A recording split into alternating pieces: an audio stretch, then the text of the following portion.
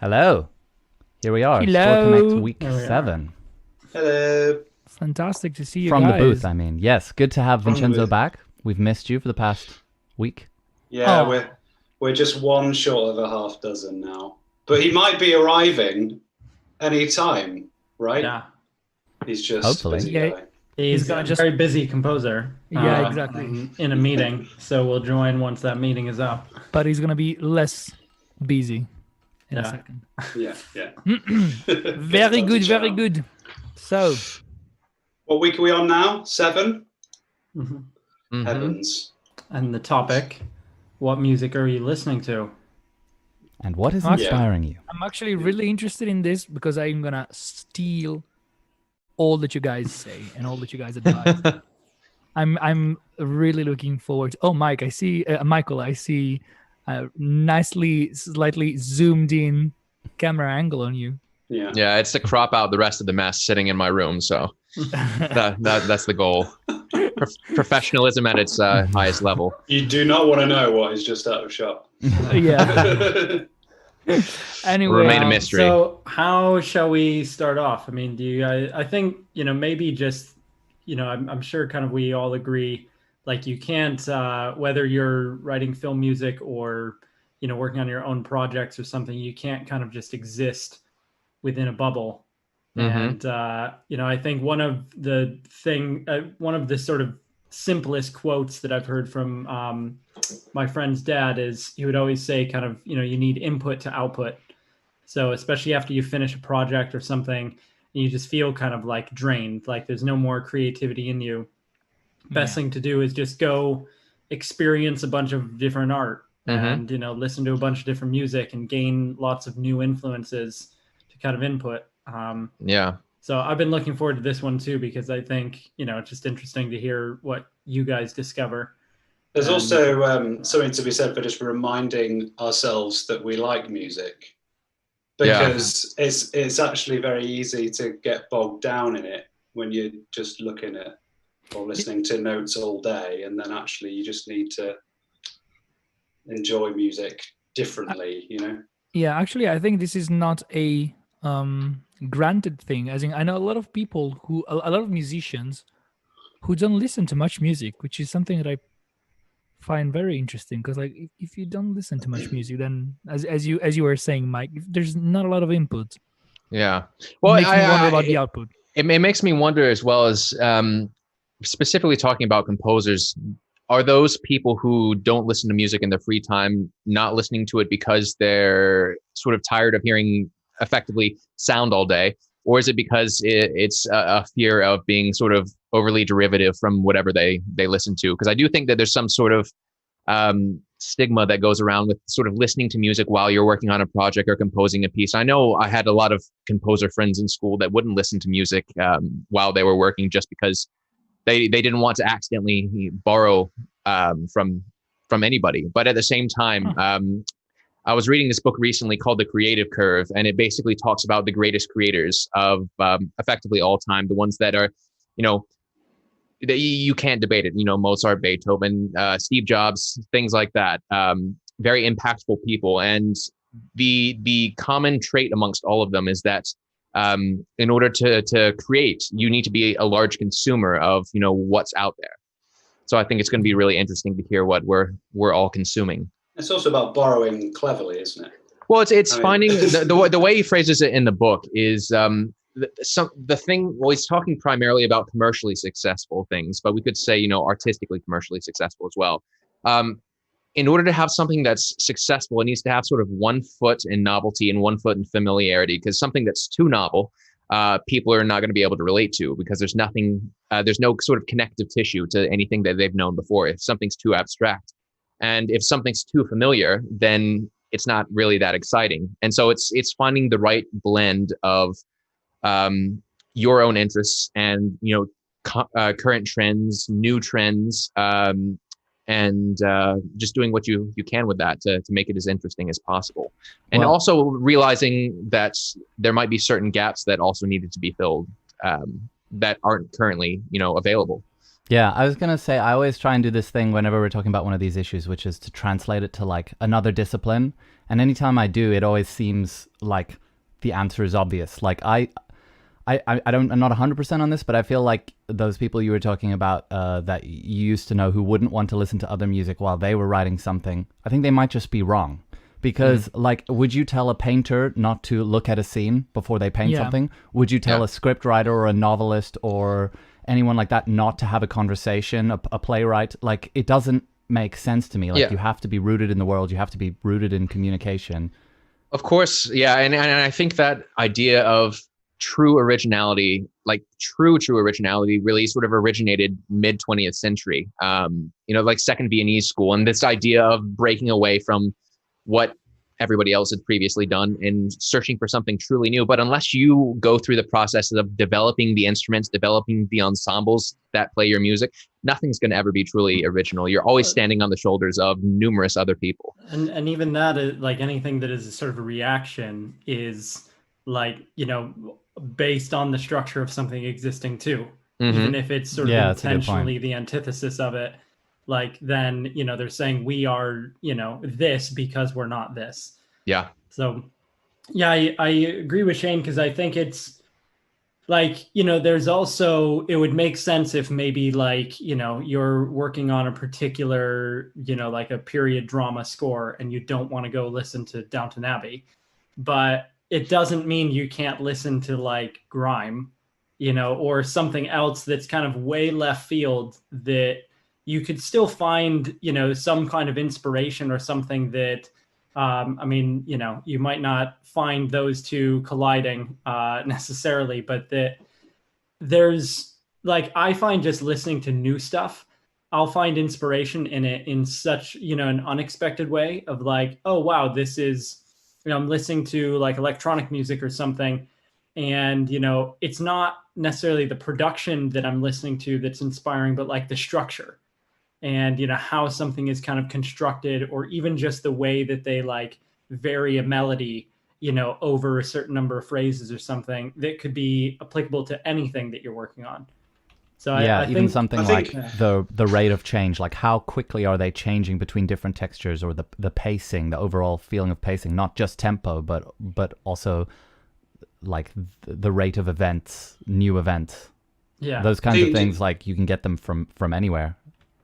I think there's tools to get from anywhere, but just going back to what you said, Mike, about and what Michael was saying about potentially avoiding certain things. I think I don't agree with that. I think that nothing's taboo. I think if you're working on a project that in a single line description is the same as Downton Abbey, I would immediately listen to Downton Abbey and think objectively, how is this different? And why was Downton Abbey perfect for Downton? Why was John Lund's music great for that? Why did it work? And what do I need to do differently in my one to make it singular and appropriate? And you've got to be able to absorb these tools that you can reach out for at any time and use them in that kind of objective way. I think it's absolutely important to absorb everything. I am totally with you, Sam. I was gonna say exactly what you said, and I think just like a writer before writing a novel spends years, months, or even years doing some research, reading other stuff, collecting all the information that he needs for his novel. And I think I agree with you on this. Like, if I know that I have to compose in a specific sort of style or direction, the first thing that I feel like doing is I'm just gonna go listen to some of that stuff to do some research to it's kind of this. And the risk of being derivative obviously is there, but I feel that's kind but of at the same time, everybody starts off being derivative, though. You have to start off being derivative. You don't start off doing your own original stuff. Like, take, for example, this is coming again from that book I mentioned, but Ben Franklin, when he was learning how to write, I believe in the book it says when he was younger, what he used to do is take newspaper articles and basically take the exact same article and rewrite it, but he would rewrite it with alterations to sort of generate his own style. So it was the same material that he was just sort of transforming and putting his own spin on. And that really taught him the method and methodology of how to write newspaper articles in a compelling and sort of individualistic way. And I feel like, I mean, I'd be curious to know, like the first piece that any of you ever composed, was it referencing something? Was it like using the theme from some well-known film, television show, and then trying to do something different with it? Was it influenced by anything in particular? Explicitly by I was told to do so. Like I was gonna tell you, my first compositions were or like my sort of like more informed and sort of serious compositions were the ones that I was doing in my jazz arranging and composition class. And I remembered like the biggest lesson that my first composition teacher, jazz composition teacher, gave me was the best way to start composing and to learn how to compose is stealing. So like literally we're doing variations and you know, like ripping off other people's stuff, but without making it noticeable. And I really do believe that there's something that you learn a lot by doing that. Of Obviously, course, you can't do that forever, but no, of course you do, V, because if you're a film composer or if you're writing music to any narrative, you specialize in theme and variations. yeah. You were just using someone else's theme, but when you're writing music to a whole long form narrative, you need to be able to take your theme and develop it in as many ways as possible. Yeah. And you know, I think a lot of people, I think it's probably John Powell was saying like he has his theme sheet, but then everything else is all about variation based on that initial page of ideas. And I think that makes total sense to have that when you're dealing with like leitmotif, that basis and leitmotif. I mean, I guess that's a whole different topic, isn't it? It's like if you're avoiding any form of being derivative, then using leitmotif is derivative. So, well, technically, using any form of functional harmony is derivative. Well, exactly. This is my immediate question to being. Again, I put this in my blog weeks ago, guys. But what does derivative mean?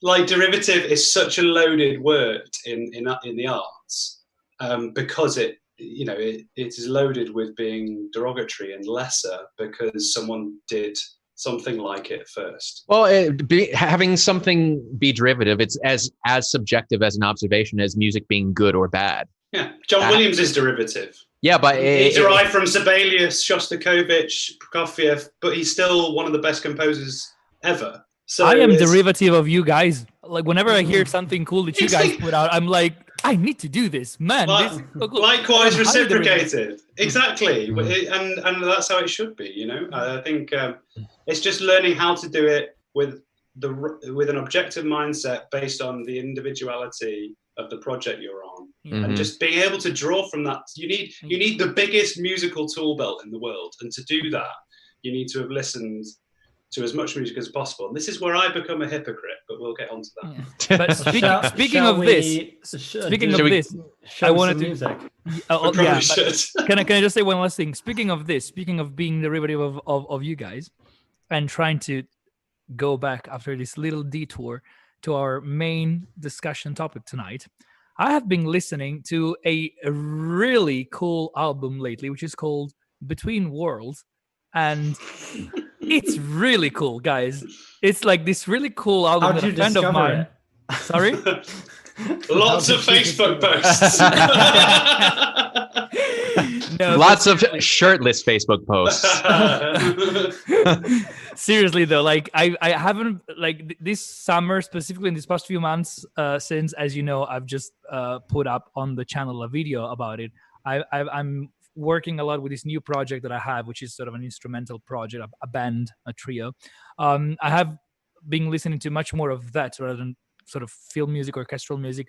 But your album, Mike, is one of the things that came out recently and that I've been listening a lot to, and it's really good. I've been really appreciating. Well, I first of all, I have a lot of memories of when you recorded it and like the day or two that I was there.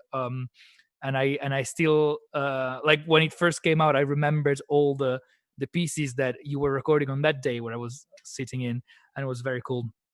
It felt like, yeah, I was there. But also it's really cool, really, really finely orchestrated, really interesting use of electronic elements. And this is something that lately I've been craving a lot, like orchestral music with electronic influences, because the more I go on, the more I'm realizing that it's something that I really love to do too, and I'm trying to refine that. I think it's really easy to be kitsch when you put orchestral stuff and electronics together, and I think in your album, your album doesn't sound kitsch at all. It sounds very, very refined and tasteful, and so massive kudos. And if anybody's watching and you still haven't listened to Between Worlds, go off our stream. Well, I actually stay on the stream for now, but later go on Spotify. Go on the website.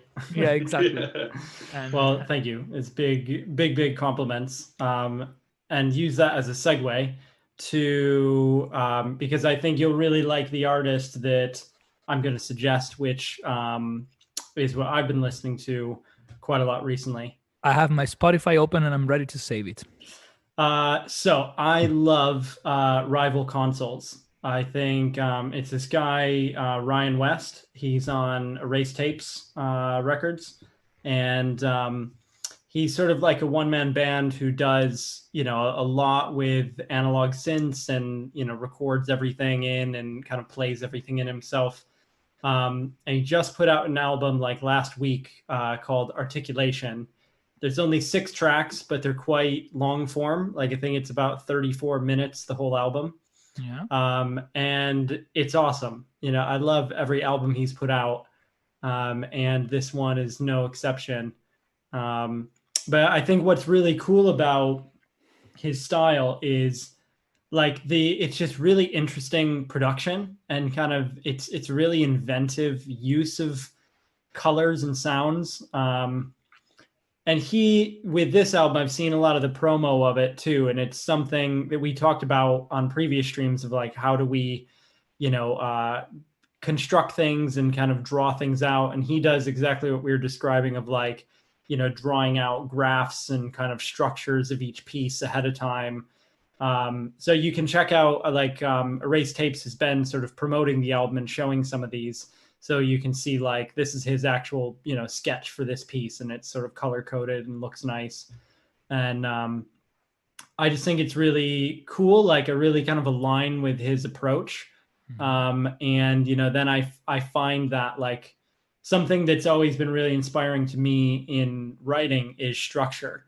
Like structure was one of the first things that I think I kind of noticed in music, and started to kind of put that together before like really understanding harmony or like melodic structure or something, but like the overall construction of a piece. And so it's something that I really find interesting, and I love it in his music. So if we want, we could play a little bit of it. We could. For sure. I'm all set. So I've got the track Melodica, right?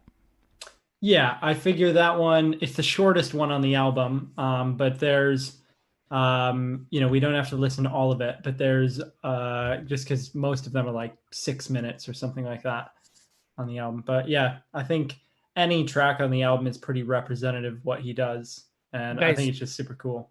Shall we do? I don't know. I'm doing this preposition live. We haven't agreed on this before. Shall we listen to this and then all say one thing we like, one thing we don't like about the track that we play? Sort of like the appraisal. Sort of what we did with the appraisal. I don't think we necessarily have to find something we don't like about it. Yeah, I think maybe just comment on the aspects that really resonate or maybe are different. Cool. Yeah, sounds good. Okay, I've got it all queued up, so I'm gonna give a countdown, and then you guys can press play at the same time as me. Is that good? Oh, okay. cool. Oh, hold on. Hold on, I need to- Everyone's suddenly realizing that they don't have it ready. Yeah, exactly. Oh, wait, I thought you were going to go through the No, I'm not going stream. through. It's going to give you way better audio quality if I don't also. Okay. Yeah, okay, so give me just a second. I need to pull it up. Will everyone on the stream be able to hear it, though? Yeah, that's why, yeah. All right, okay. When I'm listening to it, the stream will be listening to it. Oh, Great. guys. Ali's wanting to join. Should I let him in? Oh, I guess so. Only if he Reluctantly. says the secret password. He said it. Ah. There he is. There he is. He is Ciao. connecting to audio. Ciao. Hello Hey. there. And we're 6 again. Yeah. Can you hear me, guys? Yes, Yes. very well. Yay! Hey guys, how are you? Good. How's it Good. going? Great. Very good, thanks. How about you? Good, good. It's How been was horrible. your meeting? Oh, sorry. How was your meeting? That was great. Yeah, it was really nice. Yeah. We were just Drinking. about to so we're sharing a little bit of music, just kind of talking about stuff we've been listening to. So we're about to Okay. listen to some Rival Consoles. I was gonna say that. Yeah. So what we're gonna do, Ale, if you get the link, which is on Facebook, and just load it up so that you can listen at the same time as us. I'm not gonna stream the audio through Zoom. We're each just gonna listen to it ourselves, if that's Okay. okay. Can someone Sorry, give we're a just- thumbs up if we're stopping early? Or are we listening to the whole 6 minutes or however long it is? No, Three. it's, Oh, it's this 3 one's minutes. It's 3 three. minutes. It's good. I thought you said 6 minutes. Very Yeah. good. Are you Okay. into marching band gospel. Ooh, shoot. That's my one. Don't listen to that yet. I'm sorry. Which one Keep is that a Oh, secret. Melodica? It's Sorry, called I Melodica. also spoiled Let's not it. see. I'm sorry, Sam. Yeah, sorry, I commented on it already. So, what are we listening to? Melodica. Okay. Okay, ready when, When? you are. Okay. I'm ready? gonna give us a little countdown. So we're gonna listen Yeah. to it and try and maybe mute your microphone while you're listening. I don't know, just so we get the cleanest signal. Yep. Okay, so I'm gonna press play in 3, 2, 1, play.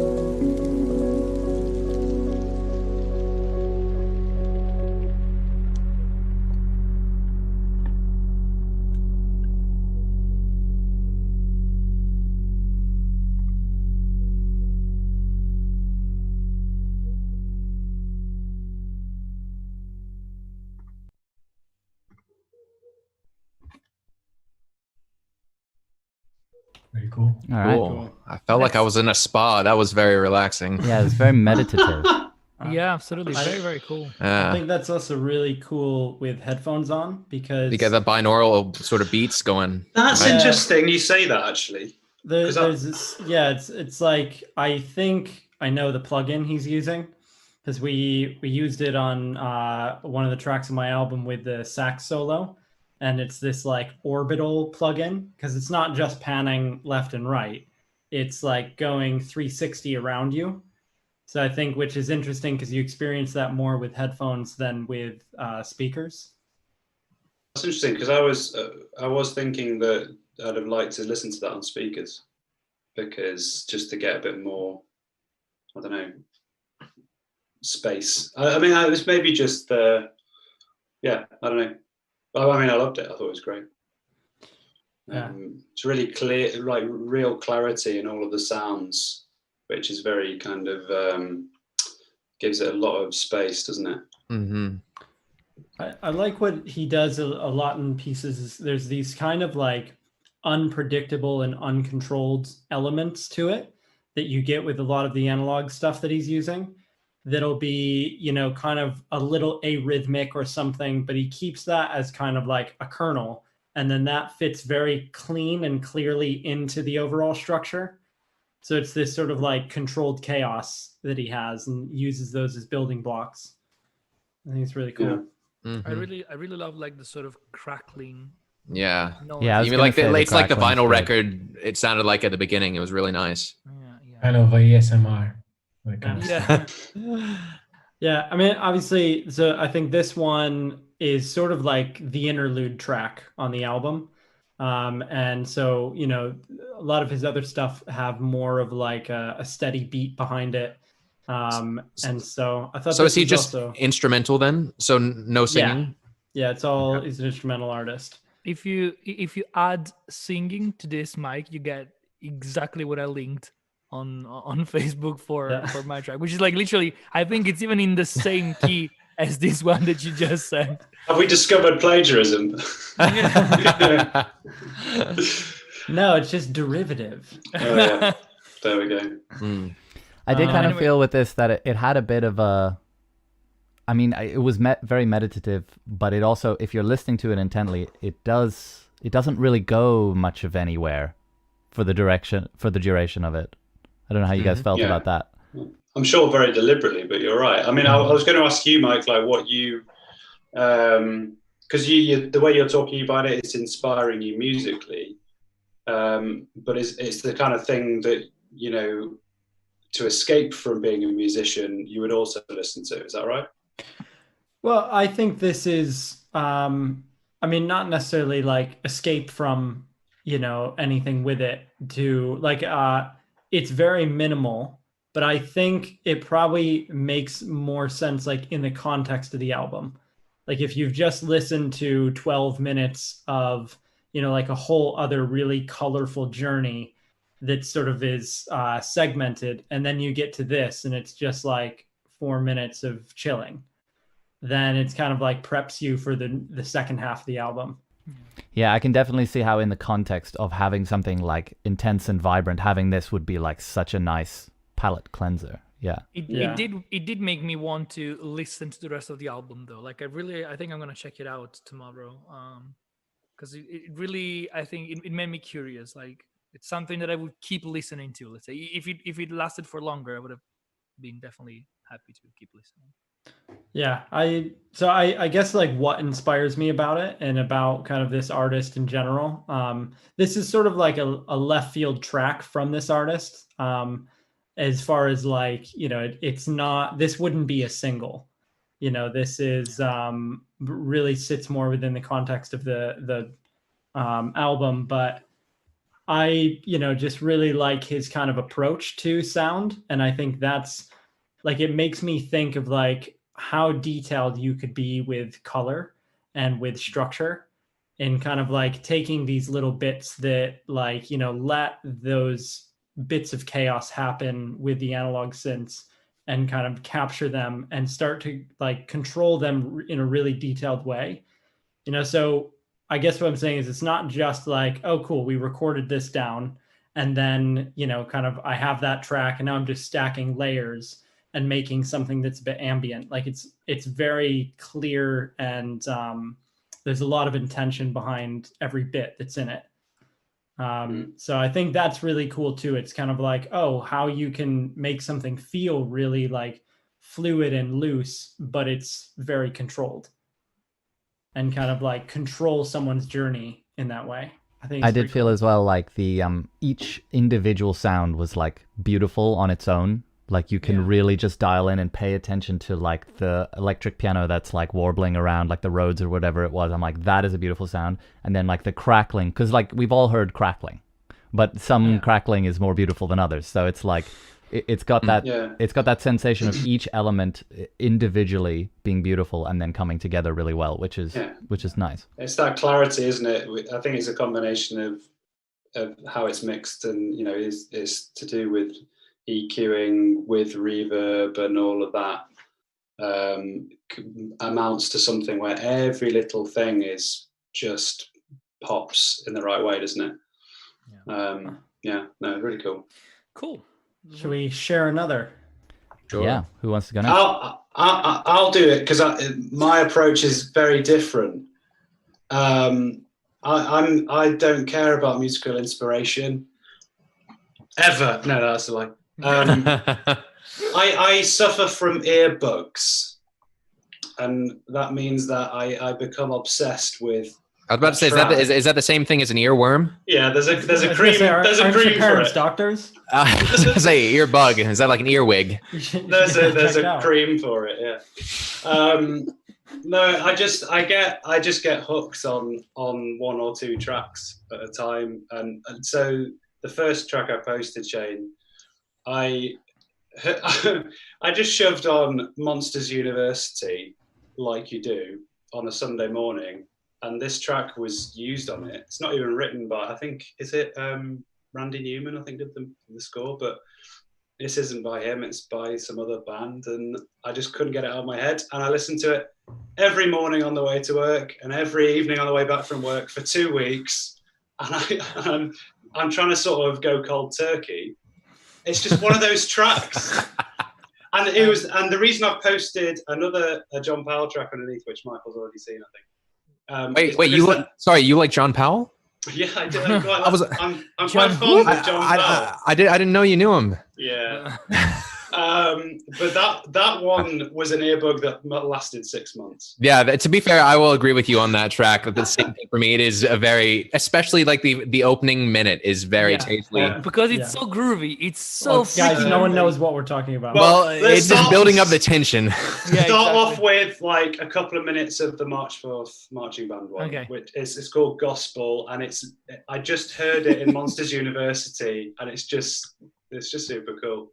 Let's So let's are you check going to it out. stop us some I'll way stop you through? after a couple Cool. of minutes. Yeah, Okay. All right. at an annoyingly inconvenient time.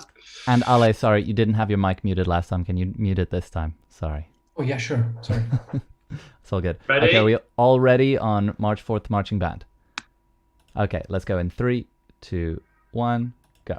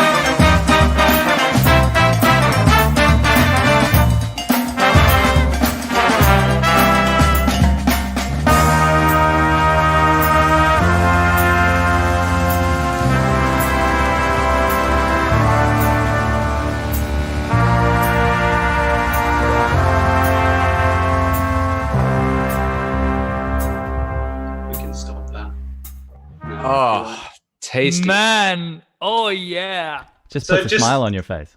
It's just I've considered having because I have my current Spotify playlist as my alarm in the morning, and I've considered having a wake up one, and that's the first track that's going to go on, in the hopes that I don't hate whatever music wakes me up in the morning, you know.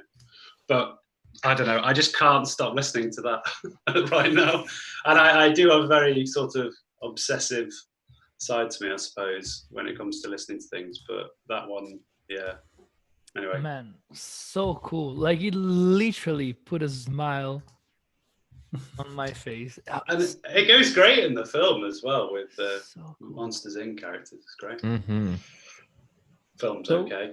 I guess what about it has been sort of inspiring, other than just Nothing, inspiring Mike. happiness? It inspires me to strut down the street from King's Cross to Finsbury Park in the morning. That's what it inspires me to do. Well, I think that's worth highlighting two different points of inspiration. You can be inspired musically speaking, and you can just be inspired as a person to continue writing music just because you know how good that song makes you feel. And you can only hope that one day something that you write makes another person feel that way. I mean, I don't think, it's like, don't get me wrong, I think it's great, but I don't think there's anything revolutionary about it. I mean, it's a sort of, No, not that it has to be. I just yeah, exactly. But that's Yeah. kind of my point, is that it just has something about it. It's got this kind of reverent It's marching just band really funk tasty. style, but it's just awesome.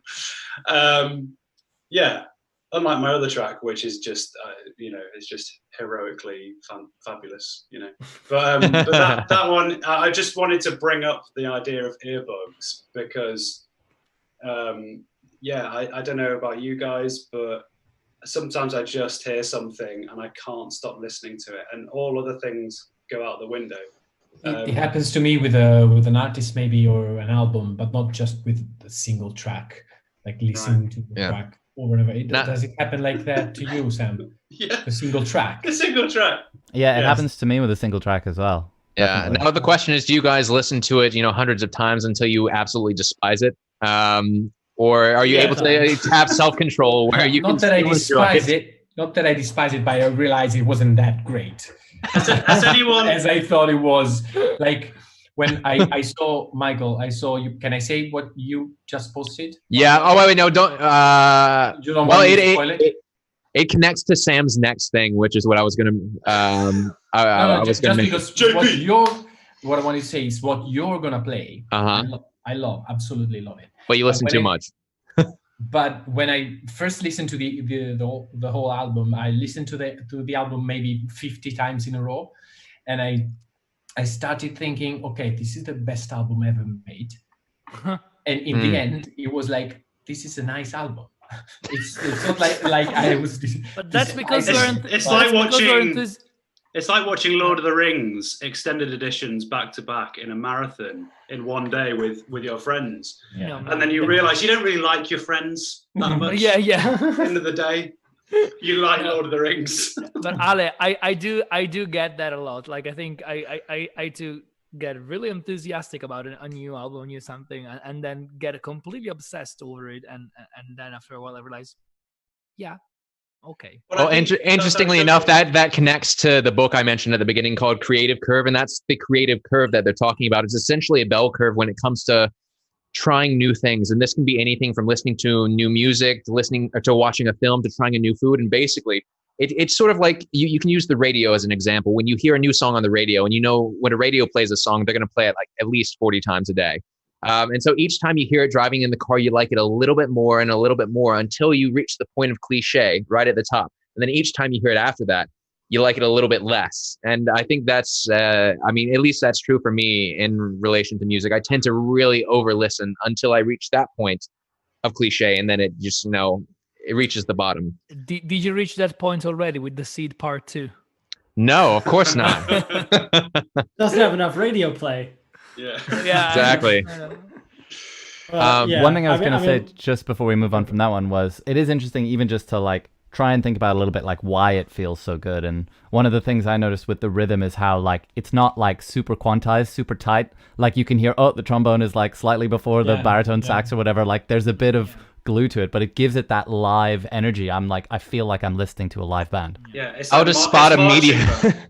It's marching band, not big band. Yeah. It's got that kind of, yeah. I was about to say that that's the easiest way to spot a media composer when they describe music as being non-quantized. Yeah, Yeah, I was gonna say that too. 60% quantized. Actually, now that 7%. I do really love that sort of marching band groove music. It actually, Sam, you'll know this because you're a John Powell fan, but it sort of reminds me of the Rivet Town Parade from Robots. Yeah, yeah, it does actually. It's Yeah. the same sort of funk groove. Yeah, It's for really sure. good. For It's sure. a very like kind of American tradition, right? Like you have two Americans and the rest of us aren't. But you would hear that, right? Both of which have played in marching bands. That's true. What did you play in marching band, Mike? I was in the, The double bass. percussion. Boom, boom, boom. Yeah. No, I mean, you would occasionally have an electric bassist in the pit and a keyboard player and stuff like that. Like you could have a kind of rhythm section within the pit percussion. But yeah, I did pit percussion, so I didn't have to march. Nice. So Mike was in marching band. He really wasn't in marching band. He never had to. He was Yeah, in we were sitting the cool down section. band. You were in the lazy section. He was in band. Yeah, exactly. All right. Should we listen to the next one? Yeah, next Yeah. one, next one. Okay, so Oh, the next yeah. one is I'm so Third excited for Date, this right? one. From How to Oh, Train is Your it? Dragon. Oh, we're doing mine. Okay. Well, what Yeah. depends. What do you guys Well, rate? no, I think, you can do. yeah, I mean, I think we should, because we've already talked about it so much, we should probably play a snippet from that and then. Well, I have a connection to Sam's after this. Okay, That's fine. how I was going to transition. Okay. How long is this one? We're also It's quite excited. long. to- 7 It's like minutes. 6 minutes or something like that, right? Shane, you call when to fade this out because I won't be able to. Like after All like a minute and 15 is when it starts changing for No, the but worse, can- I think. No, I would say, you shall we listen talking to the last about? minute? Let's listen to the last minute. But the Well, beginning's so we lovely. got to listen to the first know. minute. Well, there's no way we're going to be able to synchronize Just- listening to the Yeah, last let's minute, just guys. play. Yeah, no, that's true. The first minute's let's start tasty from the enough. beginning, Why don't we Let's just listen to start- the whole thing? because It's it's like nearly 7 7 minutes. Because then minutes. we have other music to listen to. I don't know. Yeah. Okay. Okay. All right, countdown, so let's Shane. go with Third Date. Everyone ready? In 3, 2, 1, go.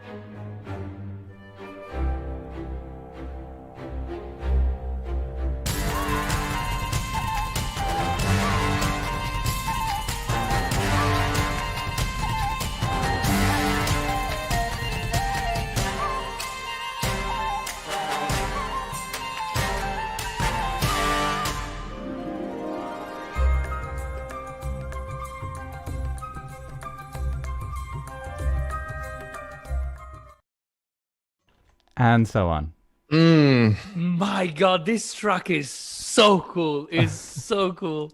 You guys are such nerds. We're such Yeah. sad fanboys. I wanted aren't to we? say, I love. I wanted to say, I didn't want to be the bad skill.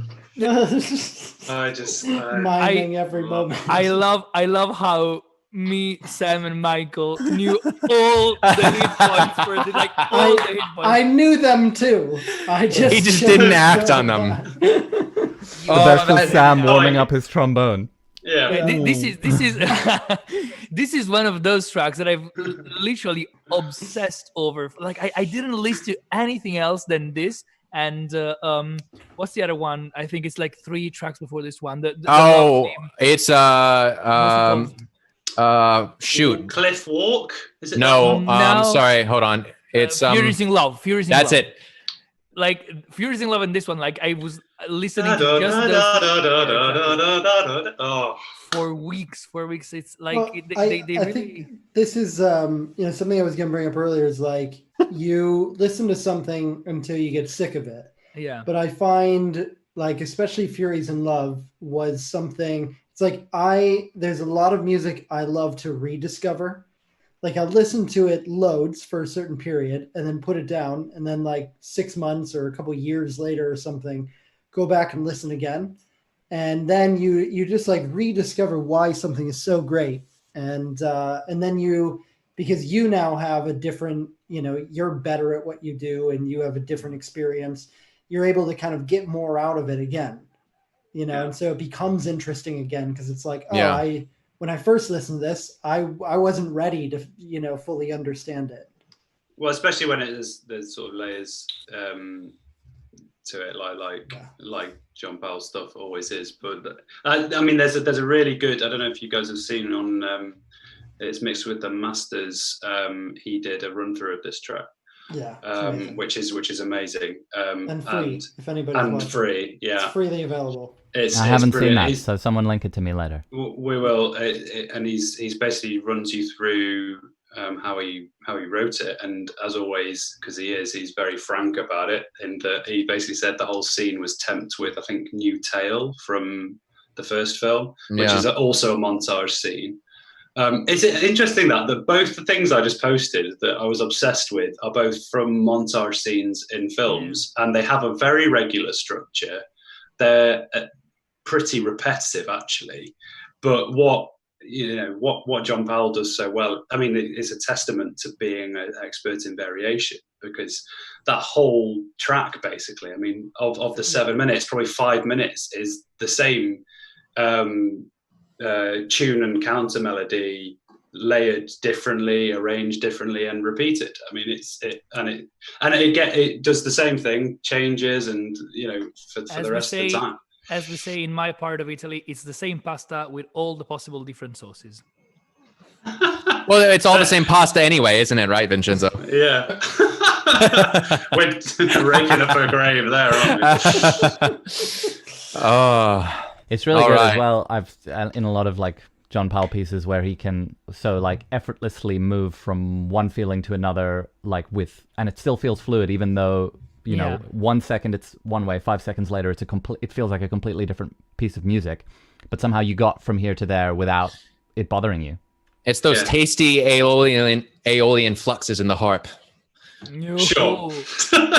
That's the pentatonic glissando, the technical term for it. Let's never do a live from the booth dedicated to John Powell. Otherwise, it would last for 4 hours. And at the end of it, Ale, Shane, and Mike won't be our friends anymore. I mean, so are you saying for them it would be a forbidden friendship? There we go. Now that's a nerdy joke. That's a very nice quote, man. I don't endorse this. Well, it's all right. I was just trying to. It was a test drive. So. Oh man! Shut up. So you're one more pun away from getting skipped. It's also hilarious. It's also hilarious, Michael, because I don't know if you were changing your microphone settings or something, but you're super loud right now, so it sounds like you're screaming your puns at us, like we have to hear them. You are the pun master.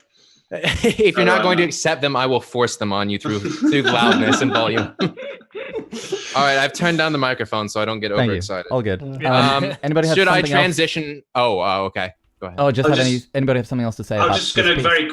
very quickly say, perhaps worth mentioning. It probably goes without saying, but this is a lot more than an earbug as well. It's itself and part of a body of work that is hugely musically inspiring to me. I have so much respect for this guy. So yeah, watching how he does it, because the thing, get on this mix with the masters thing, because the thing that's so great about John Powell is he's very honest about how it's all done, and so he talks about how it was temped with another track, and he basically talks about how he got it wrong and why he had to do that there, and all of this stuff, and he plays you the demo version and then the final version. It's all very, very interesting and helpful. But yeah, just musically, I just think the guy is great and very modest about it. I just think he knows his shit, and can't stop listening to him. Yeah, there you go. Cool. Michael, All right. take us away. So this sort of ties into where we left off in the hidden world, and that's for me, at least in terms of music I'm listening to that's not sort of John Powell or John Williams, the Johns. It's something that's really different. And what I've always been drawn to is the music of Sigur Rós and Jónsi, particularly like his solo stuff, which, he collaborated with John Powell on Hidden Worlds. I think it's the Hidden World track in particular, these sort of soaring falsetto vocals. It's really interesting stuff. I just sort of find Icelandic music very interesting because in terms of their like symphonic tradition, the music's only really been there for, a little over 100 years. So it's relatively new. And so you get a lot of really interesting music that's coming out of there. And so this track is from Jónsi's solo album. And the one thing I really like about it is just, I like how it's produced. There are a lot of really interesting textures, and a lot of things are modified electronically to sound like they're skipping, and interesting harmonies. And it feels like just sort of an abstract musical painting, but it's also very harmonious. It's very, it's not that out there in terms of its harmonic structure, but it's very interesting and colorful, I'll say. So should we just give it a listen then? Yeah, sure. Go for it. Oh, sorry. I accidentally clicked play a second too soon. Let me go back to the beginning. All right, everyone ready? Yeah. All right, let's hear it in 3, 2, 1, go.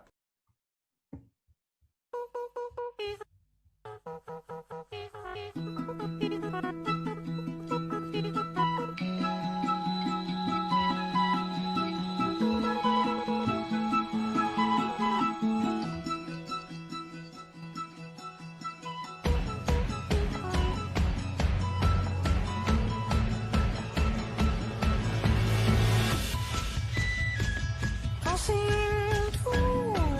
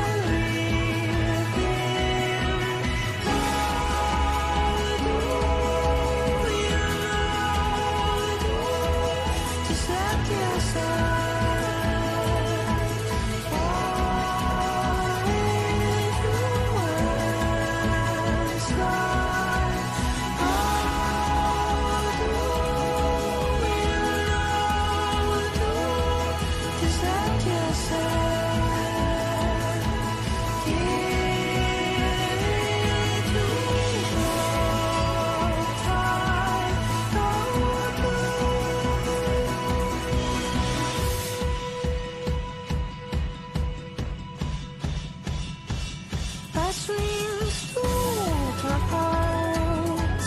Make your own lake, let it flow. Proceeds to propose.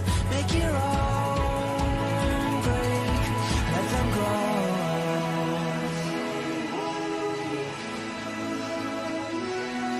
Make them grow.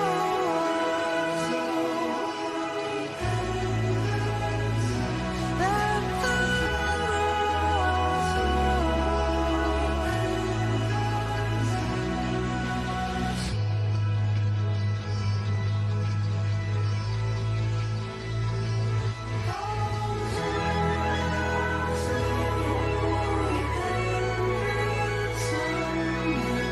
You will survive whenever's done wonders.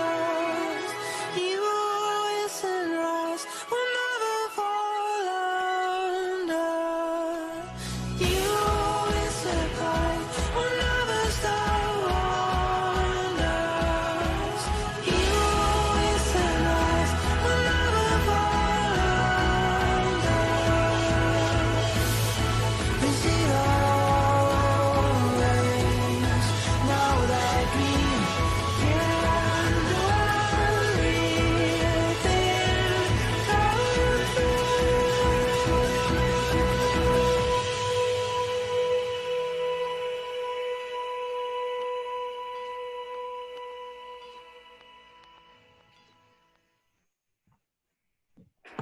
Really Yeah. nice. So Sam, you can definitely hear the Hidden World sound in that. Yeah. And I really, for me, it's not so much sort of the upfront singing that really does it for me. It's the myriad of textures in the background, because I always tend to listen to the background. Not, I don't know why, but in pop songs or pop sort of influenced music, I always listen to the arrangements in the background. And just because this has so many layers, it's really interesting to try to pick apart. And what's cool as well is, do you guys know Nico Muhly, you know, the composer? So he did a lot of the arrangements for this album as well, which is pretty cool. It's very multi-layered and very textured. It's great. Now, if you're familiar with Sigur Rós, you'll know that, you know, this is a lot more sort of tonal and poppy than a lot of the stuff they do, because theirs is very much like abstract and sort of sparse sounding. But I personally really love the energy of this album, and just because it's not something that I tend to write, I find it sort of an interesting palate cleanser, especially the sort of high falsetto voice. I really love that sound. You remember the track Hengilas? Yeah. On this album. That's my favorite on this album. It's very good. Brass section and I think a double bass. Yeah. Beautiful. I didn't know you were a Sigur Rós fan, Michael. That's really Yeah. Well, I mean, I'm not like a super fan. I don't follow everything they do, but I do enjoy their music a lot.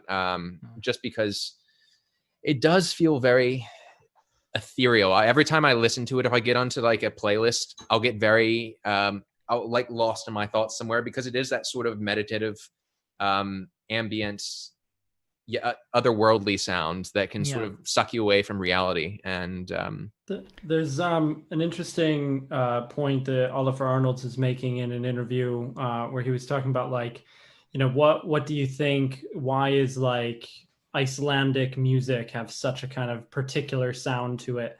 He was saying that, you know, being a tiny island and kind of, you know, cut off from a lot of the world culturally, especially decades ago, it's like, you know, we would like a synth would be made in, you know, the 80s or 90s or something, and there would be one of them that would make it to Iceland.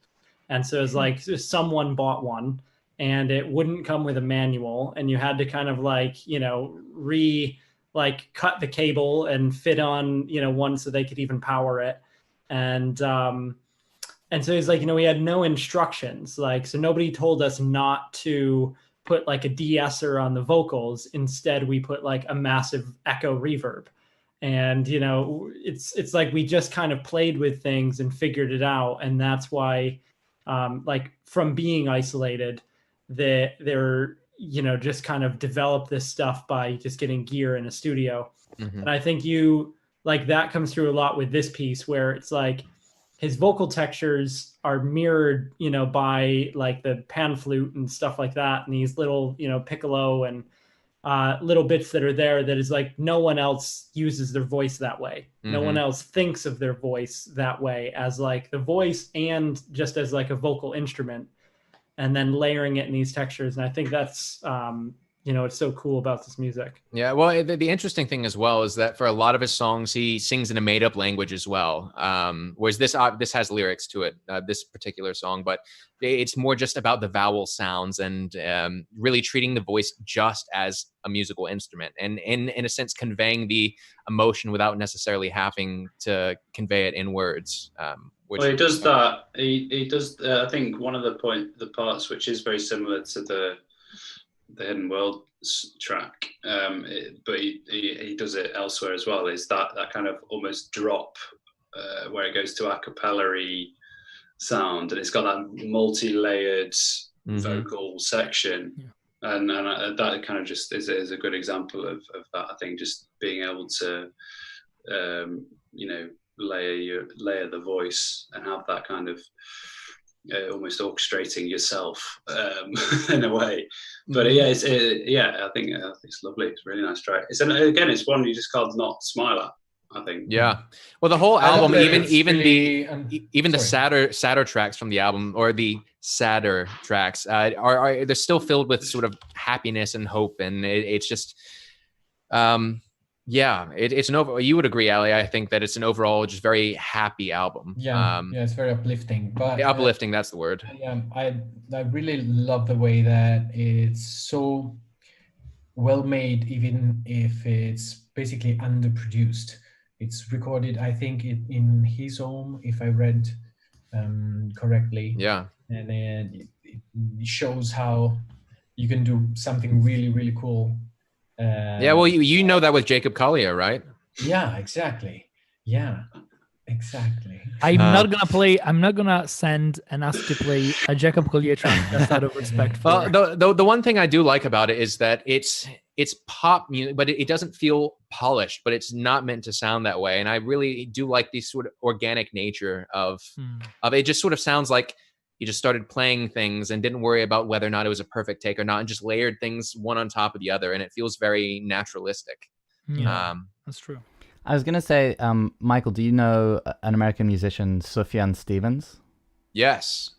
To me, this had a real Sufjan Stevens kind of vibe, where he's like got all these colorful buzzing textures, and then he's changing quickly from one to the other.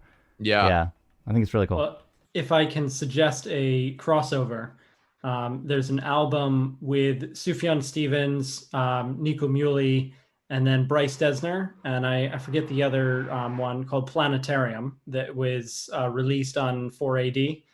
And it's just an amazing album. This is one of those albums that for me, I go back to, like rediscover at some point every year. And but it's so cool because it's mostly, playing on all their different strengths. And Nico Muhly sort of exists mostly in like contemporary classical music, but does loads of arrangements and things like that outside of that world. And so it's super cool because it is a lot of like this sort of thing from Sufjan Stevens, and there's but then like Nico Muhly, kind of his arrangements with like full orchestral textures and more chamber things, and it's just awesome. I'd heard about that album, but I hadn't listened to it yet, so I must listen to it. One of my favorites. It's amazing. Yeah. Send us a link, Mike. Yeah. Please. All right, who wants to go next? May I think go it's next? just me and Ale left, right? Oh, well, I haven't even gone. No, you have to. I've also whacked a little link up there. Oh, you forgot Shani Poo. Yeah, I know. I'm sorry, Shani Poo. Can I go next? My track is short. Go ahead. Okay. My track is inspiring me in the following way. It's so I'm assuming some of you guys know the like funk band Wolfpack, and their guitarist Corey Wong. He's recently, as of like last month, just put out an album called Trail Songs Dusk, and he's doing another one, Trail Songs Dawn. But he's kind of embraced the whole lockdown thing, not being on tour, and just started making a lot of music just from home and rediscovering old songs that he had started to write and finishing them off and sending them to his friends and, getting people to record remotely and putting them together. And they're really cool, really fun. I'm just going to show you one with Chris Thiele because I love Chris Thiele the most. So let me link it in the thing. Give me 1 sec. Yeah.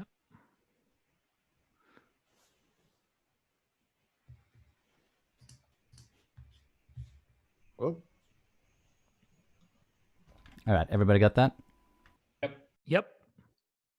All right, I'm going to play it. It doesn't matter if you're a little bit behind. I'm going to play it in 3, 2, 1, go.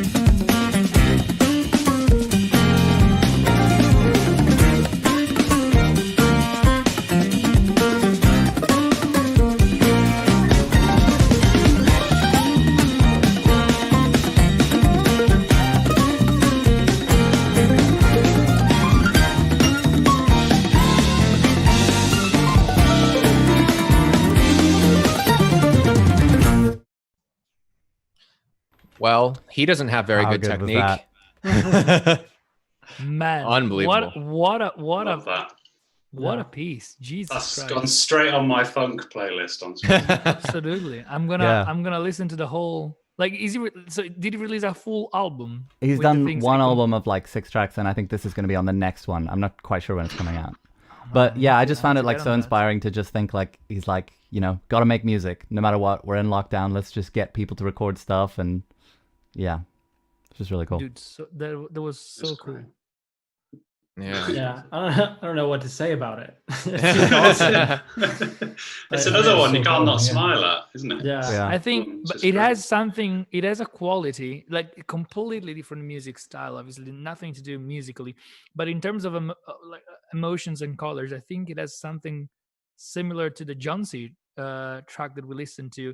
like it's really joyful and colorful and constantly fresh. It's just like, I don't know. I could see both of these tracks as like the ending scene of an animation by Pixar when everybody is super happy. I don't know. and, like, The Yonsei one for me is kind of sounds more introspective, like a joy, a more a more. There's a introspective darkness. joy. There's a darkness to it still. There's something like you, I don't know, something was going badly in your life, and then you Really? Well, that's how it makes me feel. Maybe I relate. Yeah, I feel I'm like interested. I'm interested. And Johnsey's there smiling to himself, thinking, Well, this guy's strutting down the street, like shaking hands with people. Yeah, exactly. You know, it sounds like a happy 45-year-old and a happy 25-year-old. That's true. That's true. I can see that. I know because I'm 45 years old. Yeah, I was going to say we've got both aspects there. Exactly. One thing that I really liked about it is I could imagine the two of them like jamming on this riff, that he sends the riff off, and I'm also a huge fan of Chris Thiele, and he's one of these super musicians, who can just like play any genre, play anything with, who else is famous for playing mandolin as well. And just to be like, okay, listen to it and be like, cool, I got it. And then be able to like riff where their solos, like each phrase is slightly different for each of them. And they're kind of like embellishing a little bit here and there. And I think that's what's so cool about it. There's bits where it's kind of like it's really rundown. playful. Like you can tell they're just playing and having fun. And that's something that I just love about it's music. not over-regulated or over-structured. It's just groovy. And the other thing that's cool about it, should be. There's actually he does like a little on Corey Wong's YouTube. He does a breakdown of this track and he talks about working with Chris Thiele and everything. So you guys should check that out if you're interested. But one also thing he said that was good about this one is he challenged himself to just write this song with just like there's only 2 sections and like the solos in the middle, and he's like, how can I get the most out of these little 2 sections and keep it fresh the whole way through? And it's like, that whole creativity through limitation is a really interesting thing. That's very cool. Sure. Great track. Next. Ale, how's your track? Because mine is a kind of a radical change of sound compared to this. Mine too. Okay. Do you want to go first or second? It's fine. No, it's cool. I can go first if you want. Yeah, go ahead. I'm happy to. Can I so just ask one thing, polite. Shane? I can't find the thing that I wanted to play For a change. on YouTube. It's only on Spotify. Do you think we can play it off Spotify? I can try. Yeah. I'm positive it's not on YouTube, unfortunately. Anyway, Ale, go first. Well, I don't remember this track, but I used to love it. And it's from one of my favorite artists. It's Caitlin Aurelia Smith, and she's one of the reasons why I got into the whole modular and electronic thing. So I was obsessed with this track, and I haven't listened to it in I don't know, maybe a year, something like that. So I'm gonna re-listen to it now with you guys for the first time in a while. Awesome. Everybody ready? Yeah. Let's start in 3, 2, 1, play.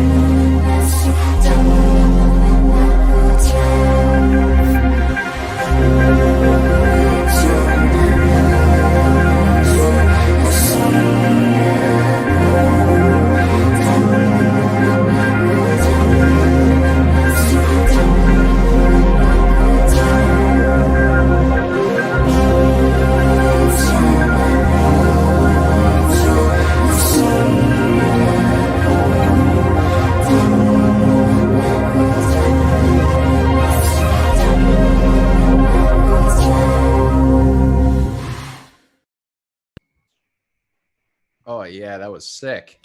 Really cool. Such a great. rich and powerful Yeah. sound. Amazing. It sounds awesome. Yeah. So, Didn't Ale, what remember- did you didn't think remember. then? If you haven't heard it in ages. It's amazing. It's amazing how you can feel it coming. Like there's a kind of crescendo, and I can show you guys how. I mean, you don't know how difficult it is to do like a crescendo with this kind of stuff, like to not in volume, but like the intensity of the arrangement.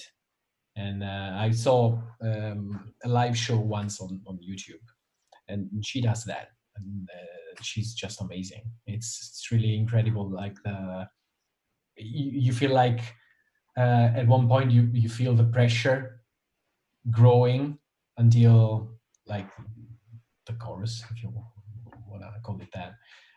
I think it sounds amazing. I love it. I loved how it was. By the way, Ale, are you streaming from your war room? By the way, you've got this massive I'm map. planning. I'm You planning my attack. This is me. This is me. This is my target. I was gonna ask what you were gonna strike first. I loved how it was. It was kind of. It was really like minimalist, not minimalist in the way that you sort of arrive. You find yourself somewhere and you don't know how you got there because of the way that she's like changing and layering things, in such a way, and that it does have that kind of busyness that is often associated with like orchestral minimalist music, but it does it in that way where you're like, how am I here? I was there a minute ago, and I loved that about it. And then it made the. You're right. There is this build to the point where she comes in with this pure vocal sound, but it makes it all the more satisfying that she's taken the time to go through that process first. You've got, I don't know exactly how long it was, but it was a good chunk of time to take you to sort of drag you through those changes first, and then suddenly there's this kind of well, it's sort of like surrounding yourself with sort of musical fog, right? Adding things one on top of the other. It's 360 degrees, like you can't see. It gets thicker and thicker, and then suddenly it sort of disperses, and then you realize that you're completely somewhere else. Yeah, exactly. And these things kind of glimmering through the fog as you go. You're like, what was that? Oh, now I'm here. How am I here? It's different under my feet. I'm going with your analogy. It's working. It's working for me. I also felt it was quite like minimalist in that, just as a listener, what was interesting to me was hearing the different little patterns and how they related to one another. And it also felt to me like what she was doing was bringing them in and out of the mix, either volume or EQ wise, filter wise, I'm not sure. But like I would hear something and it would like an object would come into view and I'd be like, oh yeah, that's da-da, da-da, da. And then it would like go away. And then I'd be like, now I have to listen to the next thing and hear how they each relate. And it's kind of cool how she like brings to the foreground a little element and then it goes away. It's kind of like the sensation of like, I don't know, watching fish in an aquarium or whatever, and one comes up close and then goes away. Yeah, I thought it was really cool. Yeah, I was seeing the same thing actually, with like wondering how she achieved that.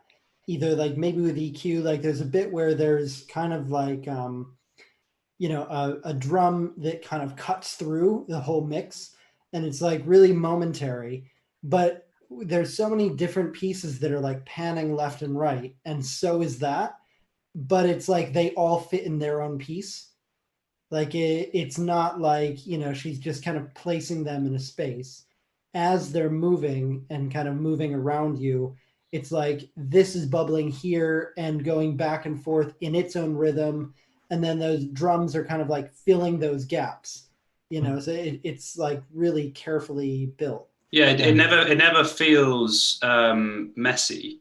It feels like it gives that kind of spinning sensation that, without being nauseating. Do you know what I mean? It's got the kind of exhilaration about it, but everything is super clear. Again, like the first one that we listened to, it has that clarity to the sounds because they are so considered. Yeah, for sure. I love that. I thought that was great. Very cool. Cool. So we go on to Vincenzo. All right. As people say before being very long, I will be brief.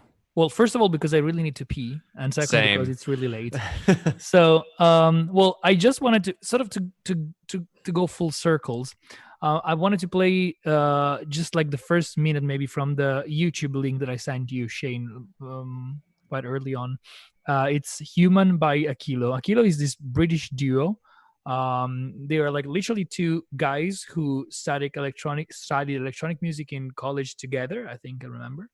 And then they figured, we love music, we should do music. And they started producing stuff in their room, and they exploded on Spotify, and they're now quite huge. As President Donald Trump would say, they're huge. Although he wouldn't pronounce the H, it'd be huge. Huge. Don't mention that man's name. Sorry.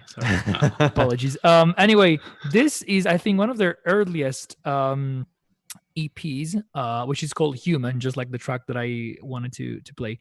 And I got listening to it, I think, a couple of months ago, just because I watched an Instagram story where they were using this music, and I thought, oh, this music is cool. I clicked on the link and I found these guys out, and they're pretty cool.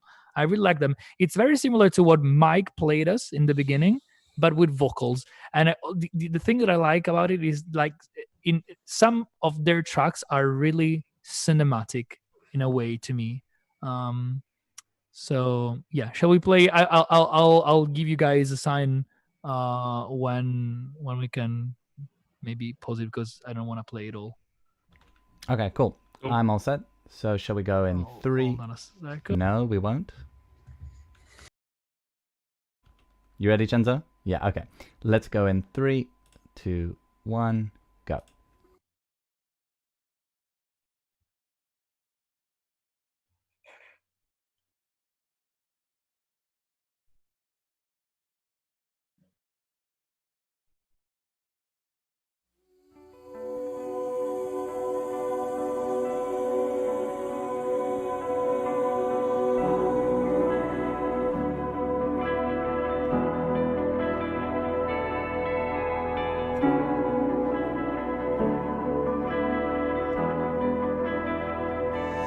Know that it's been rough. It shows in your reflection. You've fallen out of touch. Got lost along the way. I know it's not enough, but these things, they all get better. And even if it's tough,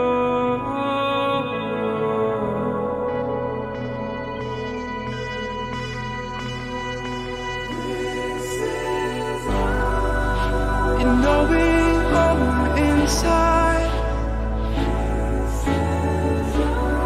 so you should show it on the outside. Dust the dust up off your shoulders, feet on ground. Okay. Chenzo, you're muted. Sorry. Thank you for pointing it out. So it's really like poppy, and it's really like just electronic music. But I really love like the vibe of it. It's really relaxing, and like I really love these electronic textures that they use sometimes. Their more recent EPs are slightly different, I think, in sound. But this, like, their early stuff sounds. You can tell that it's like done at home in their little studio, but it still sounds super well produced, which is something that I really love. And anyway, to go on something very, very different, Shane, do you think we can play just the first track from the Spotify link that I sent? Yes, I'm going to try. Hopefully it doesn't serve me an ad as I press play. Okay. So part 1.0, is that the one you want? Yes, 1.0. So I'm just going to say a few words about this, because this is quite a peculiar thing. This is one of the, I think maybe the second or the third album by Johan Johansson. It's called, I don't know, I'm not sure how to pronounce that, Virulegu Forestar, I think. Forsetar, sorry. And it's yeah. Anyway, it's a really peculiar thing. I think it was recorded live, and it's an album which was designed to be played in a specific, like with a specific organ of a specific chapel somewhere in Iceland, and it's basically this minimalist album where you have a huge brass section that plays one phrase over and over again with all possible variations, and it's like if you listen to the whole thing, it's really meditative and really sort of hypnotic. But I think it combines a lot of the things that we talked about tonight. Like it's like you can really tell that it's Icelandic music. It sounds like Icelandic music to me. It has this like minimalist idea which gets re-elaborated a lot, and so like there's a lot of variation and stuff, although it's very subtle, it's very minimal. It's a super rich sound. I also love the fact that it was composed specifically with one instrument and a very specific location in mind. And yeah, this is just like the first part. Like the album is divided into 4 parts, which are subdivided into other parts. So anyway, shall we play the first one? Yeah, let's go. Part 1.0. All right. Let's go in 3, 2, 1, play.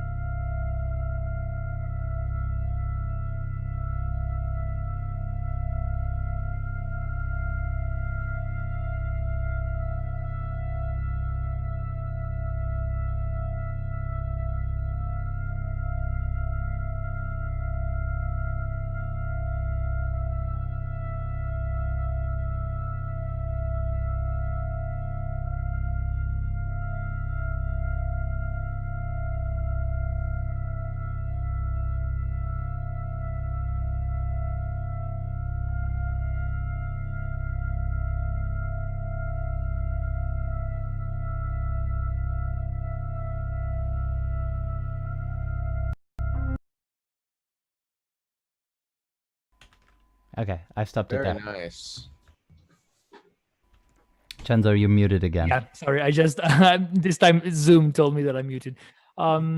Basically, the new piece that was starting right now is like the second section of the first part of the piece. Sorry, the first part of the album. And there's another variation of the brass theme, and it just like goes on like that, adding piano and glockenspiel sometimes, and then just like changing slightly this brass phrase. But it's like when you listen to the full thing, it's absolutely fascinating. I think it's a little I bit really like the second part, the second half of the dissonant trumpets with a low. If you haven't heard it, if you haven't heard it already, guys, listen to his soundtrack to the Miners' Hymns as well, which is similar in sound but equally incredible. Yeah, I just think Johan was the master at this stuff. He was so good at just open space and an interesting sound as well. It was great. And it's interesting to me that like when he was doing this, he still wasn't into film music. Like he was doing this, he was doing his own stuff, which was this, and then he was discovered and he started writing music for film. Yeah, he was a concert drone music specialist. Yeah, in Iceland, and then he ended up in film. Yeah, which is super fascinating to me. Yeah, the sound of that organ, that low organ, is just so pure and powerful, and yeah. Right. Great. I don't want to say I'm not sure if this is BS or if this is true, but I think either this organ is now broken or the chapel has been destroyed or something. But I need to look it up. But I think like they can't perform that again in that way because of like the organ is not available anymore. Basically, I seem to remember. But I have to double check that. It's nice Well, if it's also written, sorry, you go. sorry. No, I was just going to say, if it's written for a specific organ, then it's that has a specific sound, then I guess, you know, it is what it is. Sorry, I was going to say, like, the chords in the first minute, it's always like, it takes a lot of, I don't know, a lot of confidence to just, like, play beautiful chords with no melody on top, like, nicely voiced for the brass, and just be like, that's what it is. But it's really great when someone takes the time to do it and lets you focus on it, like, yeah. And I think like the beautiful thing is the contrast, because again, I really encourage you guys to listen to the whole thing, because you have these moments of like dissonance and like the trumpets beating against each other and these massive organ drones, and then this like the simplest chord progression for brass, pure, simple, just as it is, and like the contrast between these two elements is so powerful. I think it's such a beautiful feeling and an emotion. Yeah, I was, as I say, I think he was so good at that, and I was very fortunate to witness him doing it in real time before he died as well for Arrival, where I sat in on a 2-hour session for harpsichord, where they played one note for 2 hours. What? Really? I don't know if you remember the film or if you've seen the film, but there's a scene, there's a big aerial shot where it pans the camp. The first time you see the ship, right? Yeah, and there's a harpsichord note that go ding, ding, ding, ding, and that session was 2 hours. And I was, and it was so amazing because this guy was just like a shitty player. By the way, no. I mean, he was this incredible player that came to play Minim Bees for 2 hours. But like I've nailed my Johan impression, by the way. And he's like, and you do a perfect take, you know. Obviously, we've never met him, so we'll believe whatever impression you do. And he's just like, yeah, that was great. Could you try going more like badam, badam, badam? And then he'd do that, like, yeah, that was great. Could you try going more like babam, babam? And it's like, just goes on for 2 hours. But he's just, you could just see the cogs turning because he knew everything. Yeah, it was, and he wrote this amazing cue for the film as well that ended up getting cut, which is so sad. There's a big choral. The choral one. Yeah. It got swapped for a bit of Max Richter, like you do. But there we go. Yeah. Oh, yeah. Sore subject. Yeah. We won't go into that. Yeah. Cool. But yeah. No, he was great. Guys. Also, lots of great music for us to all listen to and be inspired by now.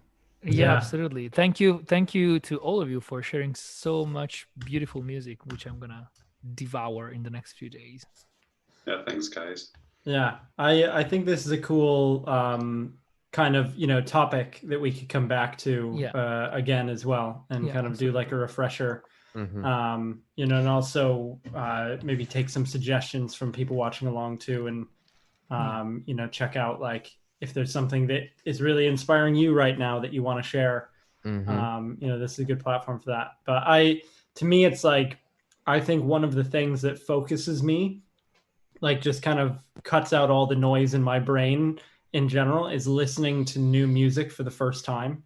Yeah. Where like everything just goes quiet and I'm just so focused on that one thing. And you know, it's so fun because your brain is then just like grabbing at all this new sound. And yeah, we got to do that for the past 2 hours. Yeah. All right. Thanks, guys. Really cool. Well, I think we should all say goodbye. Yeah. And see everyone next week. Oh, one more thing. I've I am always remembering to do this at the end of these. There's going to be a new video this weekend from Mike. Right. Yeah. Once I So- finish it. Yeah, once he finishes it. So it's going to come out on Saturday, right? So everyone, Yes. please come back and join us for that on the YouTube channel. Please do. And see you next week. See you See you all next next week, guys. Bye, guys. Bye. Bye. Bye.